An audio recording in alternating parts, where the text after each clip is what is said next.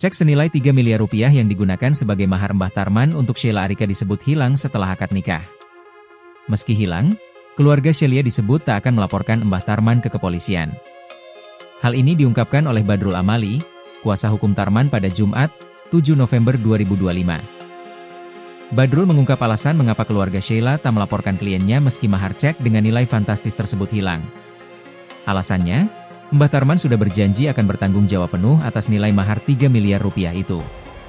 Menurutnya, Tarman memiliki usaha menjadi pengepul cengkeh. Usaha itu yang menjadi jaminan Tarman menggantikan cek yang hilang tersebut.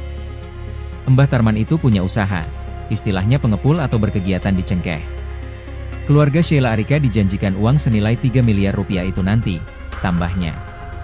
Tarman juga mengakui kepada penyidik Satreskrim Polres Pacitan jika cek tersebut hilang.